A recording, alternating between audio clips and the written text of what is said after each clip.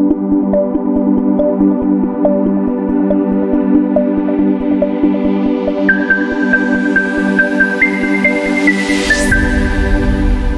Morning all of you. तो आज हम नेक्स्ट यूनिट शुरू करेंगे, दैट इज़ यूनिट 4, और जिसका टॉपिक है neuro humoral transmission in CNS। Central nervous system ऐसा नर्वस सिस्टम है जो हमारी बॉडी का सेंटर पॉइंट होता है, यानी पूरी बॉडी को कोऑर्डिनेट करने का काम, कंट्रोल करने का काम CNS ही करता है। CNS के ऑर्गेनाइजेशन की बात करें तो CNS में दो चीज़ों से मिलकर बना हुआ है, that is brain and spinal cord, जैसा कि हम पिछले चैप्टर में पढ़ चुके हैं। इन दोनों के कॉम्बिनेशन को ही हम सेंट्रल नर्वस सिस्टम कहते हैं। वो ड्रग जो इस सिस्टम को अफेक्ट करके या इस सिस्टम को मॉडिफाई करके अपना रिस्पॉन्स शो करेंगे, that are called drug acting on central nervous system. Okay, then now coming to the main topic, neuro humoral transmission.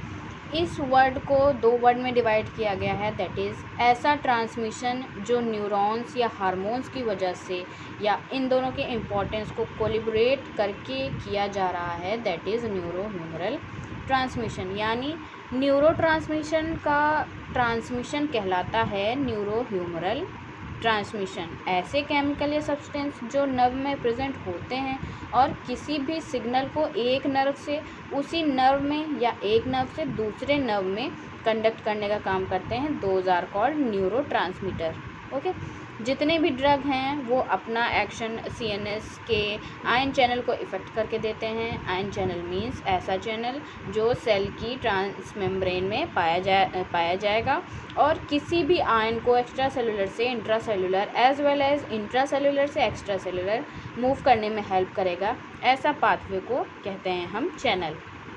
यहाँ दो तरह के आयन चैनल हैं, that is voltage gated ion channel and next is ligand gated ion channel. Okay, first point लिखा है almost all drugs act on CNS through voltage gated ligand gated ion channel. Example में है sodium, potassium, calcium and chloride ion. अब देखते हैं voltage gated means क्या होता है। Means concentration of ion in this case, अगर सेल के ऊपर या सेल के अंदर एक्स्ट्रा सेलुलर या सेल या इंट्रासेलुलर आयंस का कंसंट्रेशन ग्रेडियंट वेरी करता है, दोनों का कंसंट्रेशन बैलेंस्ड नहीं है, तो चैनल ओपन होगा और रिस्पेक्टिव आयन को इन एंड आउट करके अंदर के पोटेंशियल को बैलेंस करेगा।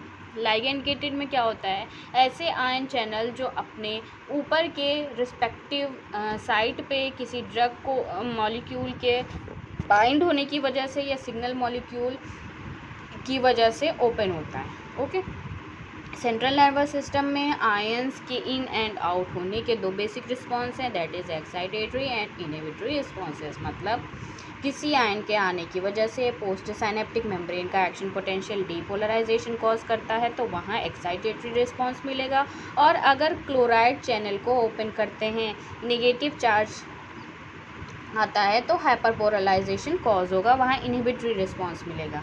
ओके, आयन चैनल के एग्जांपल जो हमने देखे हैं वोल्टेज गेटेड के, सोडियम है, पोटेशियम है, क्लोराइड है और कैल्शियम आयन है। लाइगेंड गेटेड में क्या होता है, लाइगेंड गेटेड आयन चैनल जो किसी लाइगेंड या सिग्नल मॉलिक्यूल के आने पे ओपन या क्लोज होते हैं, इसको हम आयनोट्रोपिक रिसेप्टर भी बोलते हैं। कुछ न्यूरोट्रांसमीटर्स ऐसे भी हैं जो G प्रोटीन कपल रिसेप्टर के थ्रू मीडिएटेड एक्शन शो करेंगे, तो ऐसे सब्सटेंसेस दोनों जगह काम करते हैं, उन्हें हम मेटाबोट्रोपिक रिसेप्टर बोलते हैं। Next coming to the topic, criteria for neurotransmitter. Neurotransmitter select करने के क्या क्राइटेरियाज हैं। फर्स्ट पॉइंट इज़ न्यूरोट्रांसमीटर को नर्व में प्रेजेंट होना मस्ट है और प्री साइनेप्टिक नर्व एंडिंग पे भी इनकी अवेलेबिलिटी होनी चाहिए। ओके, न्यूरोट्रांसमीटर का इनके प्री साइनेप्टिक नर्व पे, इनके वेसिकल्स पे एक रिस्पेक्ट मैनर से डिस्ट्रीब्यूट होना चाहिए, ना कि अलग अलग कंसंट्रेशन में इनकी प्रेजेंस होनी चाहिए। नेक्स्ट इज़ इनका डिस्ट्रीब्यूशन अलग अलग होना चाहिए, यूनिफॉर्म नहीं। अगर यूनिफॉर्म होंगे तो ये फंक्शन अच्छे से नहीं करेंगे। फोर्थ पॉइंट इज़ ऐसा केमिकल जो न्यूरोट्रांसमीटर होगा उनका प्री साइनेप्टिक नर्व टर्मिनल से रिलीज़ होना ज़रूरी है। मतलब ऐसा केमिकल जो आगे जाके न्यूरोट्रांसमीटर की तरह वर्क करेगा, उसका जो है प्री साइनेप्टिक नर्व टर्मिनल से रिलीज़ होना बहुत ही ज़रूरी है। नेक्स्ट इज़ न्यूरोट्रांसमीटर के कंसंट्रेशन में फ्लक्चुएशन उनके रिस्पॉन्स पे बेस्ड होना चाहिए। मतलब अगर एक्साइटेटरी न्यूरोट्रांसमीटर की एंट्री हो रही है तो उनका फंक्शन क्या होगा, कंसंट्रेशन बेस्ड होगा या कैसे होगा। Okay, now coming to the next point, enzymatic mechanism. ये क्या होता है, ये दो तरह से होता है, सिंथेटिक और डिग्रेडेशन। जो रिस्पॉन्स है वो डिमॉन्स्ट्रेट करने लायक होना चाहिए। जैसे chloride channel inhibit reaction show करता है। जब क्लोराइड चैनल को ओपन कराएंगे, न्यूरोट्रांसमीटर को अलाउ कराएंगे गाबा जंक्शन पे, तो उसको इनहिबिट रिस्पॉन्स शो करना चाहिए। जब भी आप उसको करेंगे, उस प्रोसेस को परफॉर्म करेंगे। जब हम न्यूरोट्रांसमीटर को पोस्ट साइनेप्टिक पे अप्लाई करेंगे तो वही मिमिक करना होगा जैसा कि प्री साइनेप्टिक से रिलीज़ होने के बाद अपने पोस्ट साइनेप्टिक मेम्ब्रेन पे रिसेप्टर बाइंड होके कर रहा है। ठीक है, जहाँ रिसेप्टर हैं वहाँ कुछ ऐसे भी ड्रग हैं जो रिसेप्टर को एक्टिवेट कर देंगे। कुछ ऐसे भी सब्सटेंस होते हैं जो उस रिसेप्टर को ब्लॉक करके अपना एक्शन शो करते हैं। तो ऐसे ड्रग की भी एक्टिविटी को परफॉर्म करके प्रूफ करनी होगी, डिमॉन्स्ट्रेबल बनाना होगा कि ये ड्रग रिसेप्टर पे बाइंड हो रहा है। तो ये ड्रग उस रिसेप्टर के रिस्पेक्टिव न्यूरोट्रांसमीटर पर बाइंड होने नहीं दे रहा है, यानी उसका एंटागोनिस्टिक इफ़ेक्ट शो कर रहा है। ये फंक्शन प्रूफ होना चाहिए। ठीक है, अब बात करते हैं ड्रग शुड एक्ट बाय। ऐसी क्या स्टेप्स हैं जिनमें ड्रग आपकी उन क्राइटेरियाज को फॉलो करके अपना एक्शन शो करेगी। पहला पॉइंट बनता है मॉडिफाई। किसी ड्रग को हम कैसे मॉडिफाई करते हैं। ऐसे ड्रग जो सेंट्रल नर्वस सिस्टम से जुड़ी किसी डिजीज़ या डिसऑर्डर को मेंटेन करने के लिए यूज़ किए जा रहे होंगे, ऐसे ड्रग का इफ़ेक्ट न्यूरोट्रांसमीटर के सिंथेसिस, रिलीज, स्टोर, मेटाबॉलिज्म को इफ़ेक्ट करके अपना एक्शन शो करेंगे। Modify ionic fluxes across the cell membrane. ये ड्रग आयन के इनफ्लक्स को कंट्रोल करके, उनको मॉडिफाई करके अपना एक्शन शो करते हैं। ठीक है, next point is specifically act as antagonist. कुछ ड्रग को स्पेसिफिकली एंटागोनिस्ट होना चाहिए, अगर वैसा ही एक्शन होना चाहिए।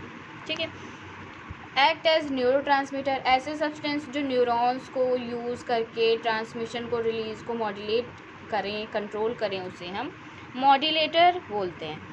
ठीक, next point is modify energy supply to CNS. ऐसे ड्रग जो सीएनएस को मेटाबॉलिज्म के थ्रू एनर्जी प्रोवाइड कर रहे होंगे, उसकी एनर्जी को सप्लाई कर उसकी एनर्जी को, उसकी सप्लाई को हिंडर्ड करके, इनहिबिट करके अपना एक्शन शो करें।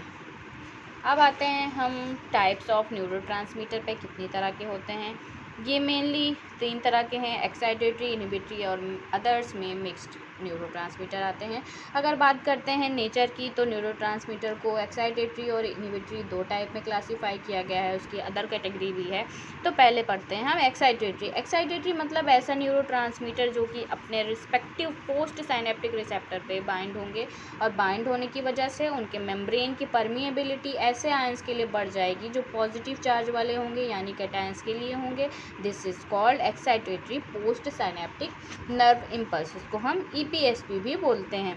Next point is inhibitory. Inhibitory मतलब ऐसे न्यूरोट्रांसमीटर जिनमें जब कोई न्यूरोट्रांसमीटर अपने रिस्पेक्टिव रिसेप्टर पर बाइंड हो रहा हो, तो बाइंड होने की वजह से मेम्ब्रेन की परमिएबिलिटी वो निगेटिव चार्ज आयंस के लिए बढ़ जाएगी, दैट इज कैल्शियम आयन।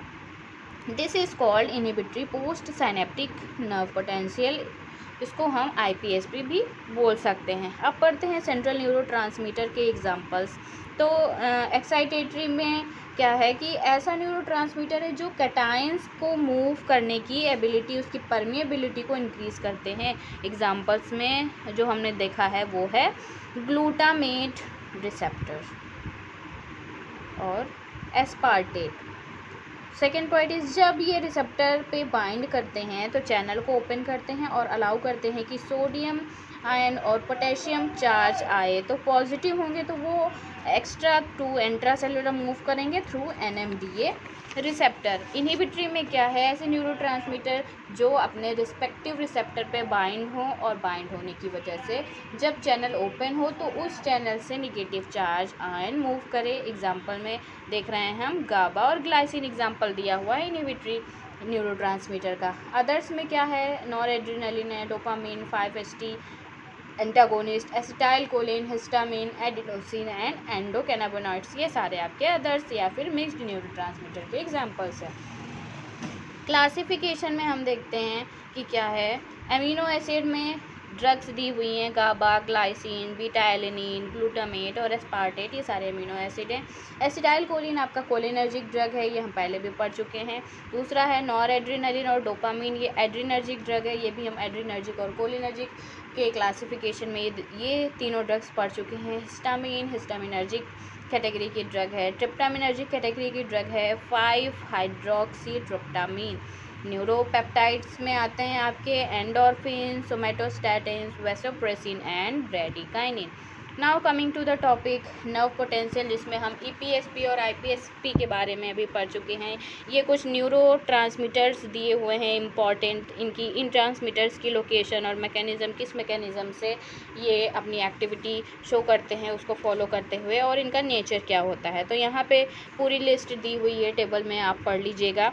फिर हम अब आगे आते हैं, डायग्राम जो हमने दिया है इसके बारे में समझते हैं कि इनहिबिटरी और एक्साइटेटरी न्यूरोट्रांसमीटर कैसे हुआ करते हैं। इस डायग्राम में दो अल्फा यूनिट्स हैं, एक गाबा है, पेंटामेरिक स्ट्रक्चर है, 5 यूनिट हैं, ठीक है। दो यूनिट हैं, 2 अल्फ़ा यूनिट हैं, ठीक है। यहाँ पे 2 अल्फ़ा यूनिट दिख रहे हैं और एक गाबा दिया हुआ है और 2 बीटा दिए हुए हैं, ठीक है। तो ये पांचों मिला के बनता है पेंटामेरिक स्ट्रक्चर, जिसको हम बोलते हैं 5 यूनिट्स। कैटेगरी के हिसाब से 2 बीटा, 2 अल्फ़ा और 1 गामा यूनिट है। ये रिस्पेक्टिव ड्रग के बाइंडिंग साइट हैं, तो ये जानना ज़रूरी है कि कौन सी ड्रग किस साइड पे बाइंड होती है और कैल्शियम आयन चैनल को ओपन करते हैं। कैल्शियम आयन चैनल को ओपन होने के लिए उन ड्रग का उनके स्पेसिफिक साइड पे बाइंड होना ज़रूरी है, ठीक है। फिर क्या करते हैं कि अल्फ़ा पे जनरल एनेस्थेटिक बाइंड होते हैं और अपना एक्शन शो करते हैं, बीटा पे बारबिट्यूरेट बाइंड होते हैं, दूसरा अल्फ़ा पे गाबा बाइंड होता है और बीटा पे बेंजोडाइज़ेपिन बाइंड होता है, ठीक है। फिर क्या होता है कि ये ड्रग अपने रिस्पेक्टिव बाइंडिंग साइट पे बाइंड होके कैल्शियम चैनल का जो पेंटामेरिक स्ट्रक्चर है बाइंड होने के बाद खुलता है, और खुलने का ड्यूरेशन डिपेंड करता है उनके पोलराइजेशन स्टेट पे या फिर हाइपर पोलराइजेशन स्टेट पे। जब ये चैनल ओपन होगा तो इसके अंदर से कैल्शियम आयन एक्स्ट्रा सेलुलर से इंट्रासेलुलर की तरफ मूव करेगा और एक्शन प्रोड्यूस होगा उस रिस्पेक्टिव ड्रग का। जब एक्शन पोटेंशियल रेस्टिंग स्टेट में होता है और कोई स्टिमुलस आता है जिसकी पोटेंसी इतनी होती है कि वो एक्शन पोटेंशियल को इनिशिएट कर सके, यानी पॉजिटिव चार्ज के आते ही, सोडियम आयन के आते ही एक्शन पोटेंशियल का ग्राफ ऊपर की तरफ से बढ़ेगा और इसे बोलते हैं फेज़ 2 यानी डीपोलराइजेशन। इसके बाद प्लेटिव फेज़ होगा, निगेटिव चार्ज का इन्वर्ट होगा और पॉजिटिव चार्ज का आउटवर्ड होगा। मीन्स पोटेशियम आयन सेल के अंदर से बाहर निकलने की कोशिश करेगा, तो पॉजिटिव चार्ज धीरे धीरे कम होता जाएगा। पॉजिटिव चार्ज का कम होना और निगेटिव चार्ज का ज़्यादा होना इम्पॉर्टेंट है, बिकॉज वहाँ डीपोलराइजेशन हो रहा होगा। जब कैल्शियम आयन की ओपनिंग ज़्यादा देर तक रह जाती है तो ज़्यादा अमाउंट में निगेटिव चार्ज आ जाता है और इस ज़्यादा अमाउंट में प्रेजेंट निगेटिव चार्ज को हम बोलते हैं हाइपरपोलराइजेशन। तो ये आज का हमारा बेसिक टॉपिक था, that is neuro humoral transmission. 4th unit आज से हमारी शुरू हो चुकी है, तो पढ़िएगा और जो भी ना समझ आए तो आप लोग पूछ सकते हैं। Thank you.